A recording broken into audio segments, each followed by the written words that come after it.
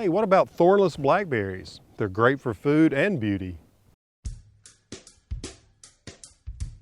One of my favorite times of the gardening year is picking blackberries when they become ripe. Just look at these, they are just gorgeous.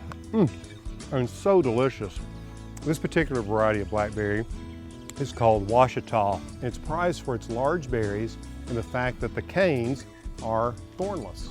And this year they're loaded with berries, but I will tell you this, if you grow berries, you want to make sure that the time leading up until they begin to ripen, you want to make sure the soil stays consistently moist, because we went through a dry period where we got very little rain, and you can see some of the berries on the end didn't fully develop. These actually got very dry, which is not a good thing. Now, we planted these from bare root canes in the late winter. You can buy blackberries in pots at your local garden center in the spring.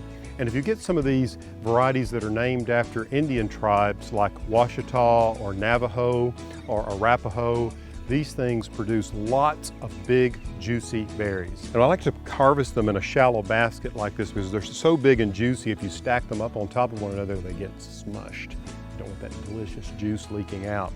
And one of the things I also like to do is freeze them. If we can't get around to making jam, we'll just roll these berries out on a cookie sheet, pop them in the freezer, let them freeze solid, then dump them into gallon freezer bags and leave them in the freezer until you're ready to make the jam. And I also like to cut stems of blackberries like this because integrating these into flower arrangements can be a really unique way to use them. I'm actually going to take these berries in and integrate them with a beautiful dahlia that just started flowering. If you're enjoying these tips on how to grow some of your own food and live a more beautiful life, check in with us regularly and make sure you subscribe to ehowhome.